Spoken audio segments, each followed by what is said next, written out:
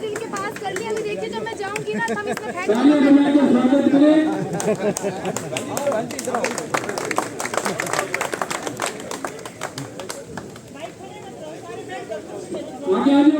विधानसभा के चुनाव चल रहे हैं। जनता पार्टी में एएसपी की साझा उम्मीदवार आपकी अपनी बहन करें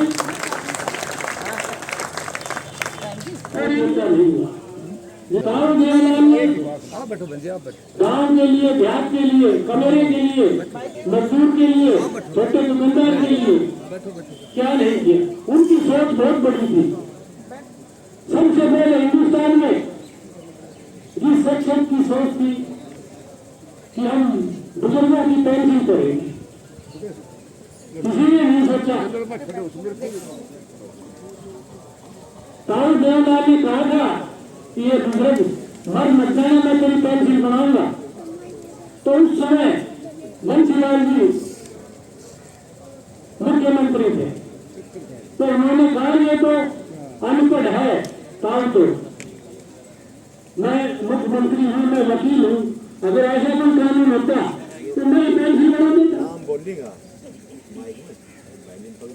तो फिर दोबारा से जनता को इकट्ठा करा, एक बड़ी रैली करी और ताऊ ने कहा एक बार मेरे हाथ में कलम तो दो, मैं वहां भेड़ चलाने थोड़ी जाऊंगा। तो जनता ने विश्वास किया और उनको जनमत से मुख्यमंत्री बनाया। तो पहली कलम से ताऊ ने दस्तक देवलाल वर्ग पेंशन 100 रुपए यह आपके सामने है। पूरे देश में किसी ने नहीं सोचा। और आज हमारे हरियाणा प्रदेश में वो पेंशन 100 रुपए से बढ़कर 3000 रुपए। तो उनकी सोच थी। उन्हीं ने पार्टी किए उम्मीदवार आपके बीच में। इसी तरह पर आपने युवा उम्मीदवार भाई भूषण जी के बारे में सुना होगा कि आज भाजपा में 200 एकड़ धरती तैयार करके हवाई जहाज के लिए हवाई पट्टी का विस्तार किया। और हमारे बच्चे यहाँ 100 बच्चे कम से कम, आप जब खेतों में काम करते हो तो हवाई जहाज घूमती है। इससे पहले 20 साल कांग्रेस और 20 साल बीजेपी रही, किसी की सोच नहीं। आज रोड देखो चारों तरफ कितने अच्छे रोड है, यही भाई दुष्यंत की देन है। तो बुजुर्गों साथियों, आपके बीच में जो उम्मीदवार है, हमारे अकेली विधानसभा में 5 प्रत्याशी चुनाव लड़ रहे हैं। उन 500 प्रत्याशी में हमारी प्रत्याशी सबसे ज्यादा पढ़ी लिखी और सबसे ऐसे परिवार से हैं कि सरकार चाहे किसी के आओ, बीजेपी की, जेजेपी की, कांग्रेस की, तो आप लोगों के मान सम्मान और कार्य में किसी प्रकार की कोई बाधा नहीं आएंगी। ये करवा के देंगी, ये मैं आपको आश्वासन देता हूँ। अब बारी आती है कांग्रेस के प्रत्याशी की। वो 5 साल सीपीएस की मंत्री रही और सरकार भी हुड्डा जी की थी। उस टाइम यहाँ पानी नहीं चलाने वाले भी रोहतक और झज्जर से आते थे। यहाँ उन्होंने ऐसा कोई कार्य नहीं करवाया जिससे हमारे बच्चों का भविष्य उसके कोई खेल ग्राउंड का निर्माण, लघु उद्योग खुलवाना या कोई ऐसा कार्य जिससे इन बच्चों का भविष्य सुनिश्चित हो सके। उसके बाद हमारे बीजेपी के प्रत्याशी आते हैं। वो उनका एक भाषण सुन रहा था, उसमें वो बोल रही थी कि 1967 में उनके दादाजी यहाँ से चुनाव जीते और यहाँ से चुनाव जीतने के बाद मुख्यमंत्री बनी। 1977 में उनके पिताजी चुनाव जीते और वो भी मंत्री बनी। उसके बाद आज लगभग 46 साल का वक्त हो गया है। 46 साल तक उन्होंने दिल्ली विधानसभा तो ये नहीं पता कहाँ है। पिछले 10 साल वो कांग्रेस में थे, उन्हीं के प्रत्याशी जिनको हमने टिकट दिलाई थी वो जीते थे। 10 साल कांग्रेस में रहे, तब भी उनके प्रत्याशी यहाँ पे थे। 10 साल वो मान लो खुद रहे, उनके दादा और पिताजी हरियाणा के मुख्यमंत्री थे। लेकिन उन 30 साल के कार्यकाल में कोई एक कार्य के कोई कहीं पत्थर लगा आपको दिख जाए कि ये राजा परिवार का पत्थर लगा हुआ है, तो मेरे को आप बता दो भाई, सारे युवा भाई खड़े हैं, जब 30 साल में कोई कार्य नहीं करवाया तो आप कैसे मान सकते हो दूसरी बार अगर आप जिता दोगे तो वो कोई कार्य करवाएंगे। और जेजेपी की संयुक्त प्रत्याशी आपकी बेटी बहन जी आयुषी राव जी, पूर्व में हल्का के प्रधान बड़े भाई करमवीर यादव जी, महिला जिला प्रधान सुविधा शास्त्री जी, सचिन पार्षद जी, देवेंद्र सरपंच जी, सम्मानित मंच, बड़े गर्व की बात है कि आप और हम विश्व के सबसे बड़े लोकतांत्रिक देश के निवासी हैं। इस समय चुनावी उत्सव है। अगले 5 साल के लिए अपना प्रतिनिधित्व चुनने का अवसर अपने पास, तो किसी के बहकावे में नहीं आना है। पढ़ा लिखा युवा शिक्षित उम्मीदवार का चुनाव करना है। जननायक जनता पार्टी उनकी विचारधारा में 2 जातियां थी, कमेरा वर्ग और लुटेरा वर्ग। लुटेरा वर्ग वे लोग हैं जो एयर कंडीशन कोठियों में बैठ के फैसला लेते हैं, धरातल की परिस्थिति से अन्य भी है। और कमेरा वर्ग आप और हम हैं जो जमीन से जुड़े हुए हैं। और उसी सोच को आगे बढ़ाते हुए दुष्यंत चौटाला जी ने, जब वो सांसद थे, सांसद 9 और भी थे, लेकिन उनको हाईकमान से परमिशन लेनी थी। बीजेपी वालों ने तो ट्रैक्टर को कॉमर्शियल घोषित कर दिया था और उसकी लाइफ 10 साल कर दी थी, तो बीजेपी वाले शासन में लागू हुआ था।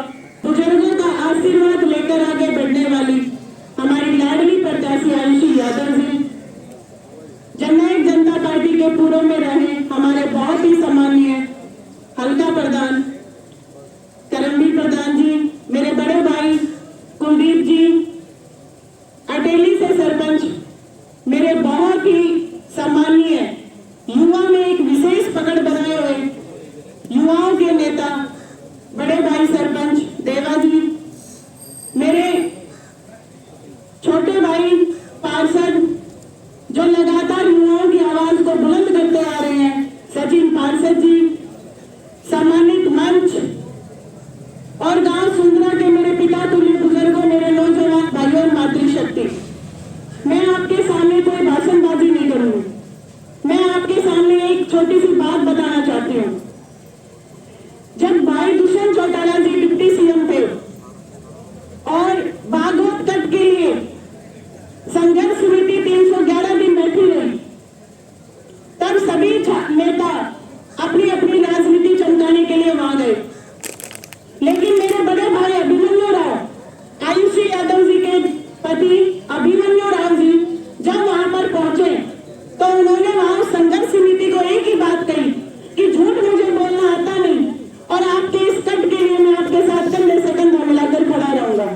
और 4 जनवरी को जब भाई दुष्यंत चौटाला जी का दौरा था, तब मेरे बड़े भाई अभिमन्यु राव जी दुष्यंत जी को वहां लेकर गए और दुष्यंत जी ने 8 जनवरी को ही मेरे बड़े भाई अभिमन्यु राव की अगुवाई में उस संघर्ष समिति के चेयरमैन थे विजय सिंह जी, उनको और पूरी संघर्ष समिति को चंडीगढ़ बुलाया और मात्र 15 दिन में ही उस भागवत कट की मंजूरी दिलवाई।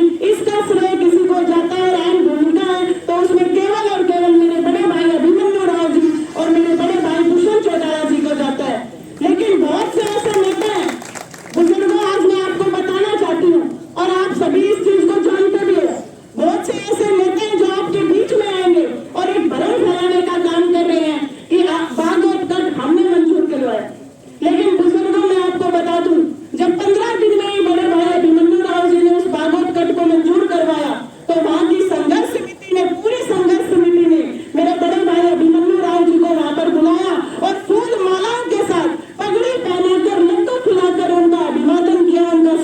किया।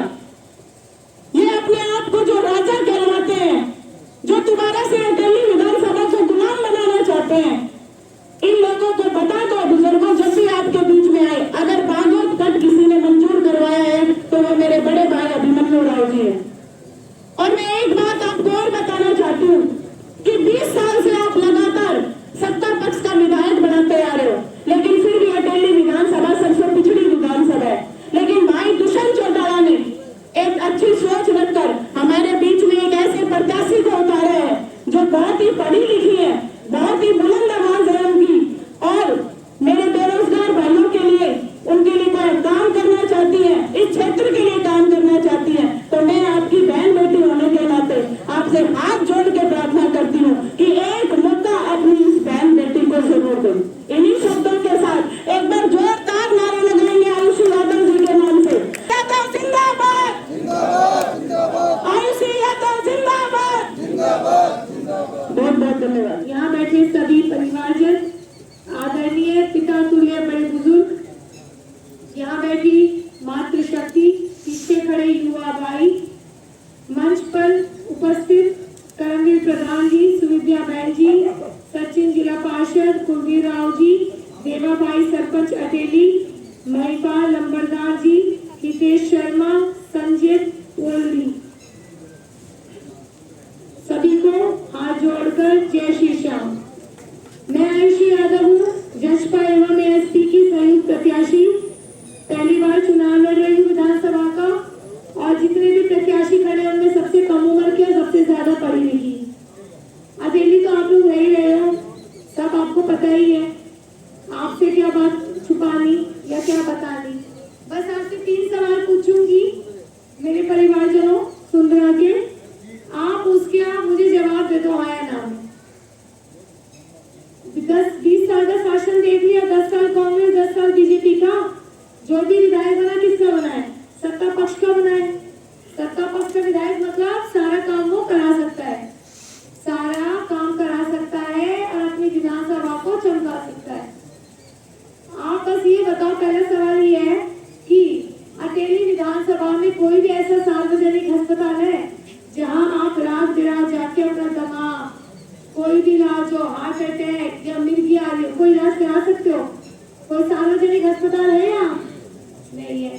दूसरी बात बताओ, यहाँ को ये युवा बच्चे खड़े, मेरे भाई खड़े हैं, यहाँ क्या कोई ऐसा स्टेडियम खुला जहाँ मेरे युवा भाई जाकर या मेरी बहनें युवा है प्रशिक्षण कर सके, खेल कूद सके, आगे ओलंपिक्स में पार्ट ले सके? जैसे नीरज चोपड़ा, मनु भाकर वहां से तो निकल गए, हमारे अटेली कोई gold medal, silver medal, bronze medal क्यों नहीं आता? ये सरकार की नियत और नियति तो खराब है बीजेपी कांग्रेस की। 20 साल आपने दे दिए, एक भी स्टेडियम है कनीना अटेली में। मैं कहती हूँ घर घर गाँव से स्टेडियम नहीं हो सकता, पर कनीना अटेली में एक तो बड़ा बड़ा ढक्का स्टेडियम हो सकता है प्रशिक्षण खातर। गलत बोल रही, सही बोल रही हूँ? है कोई?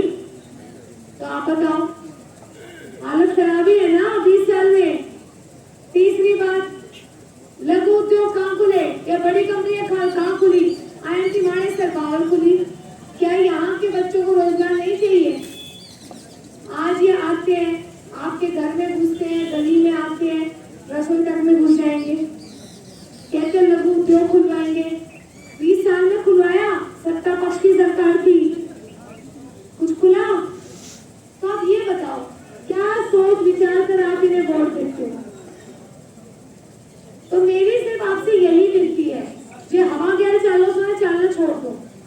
हमारे हरियाणा में कहते हैं लकुआ मार गया हवा लागन को, सही है ना? तो लकुआ मत लगाओ, हवा मन ना लगाओ, ये हर बार हवा गैर बनना चाहिए। ये हवा सेधी तो रही है, कोई फायदा तो नहीं हुआ? कुछ हुआ तो बता दो 20 साल में। तो आप सबसे विनती है, आने वाली 5 तारीख ताऊ देवीलाल की चाबी का निशान, जो हमारी अटेली विधानसभा के विकास को ताला लगा हुआ है ना, आने वाली 5 तारीख को चाबी से खोलो। और आपकी पेंशन किसने बनाई थी? ताऊ देवीलाल ने बनाई थी। आपके किसानों को कर्जा किसने माफ किया था? ताऊ ने किया था। कभी कांग्रेस बीजेपी ने किया? नहीं किया ना।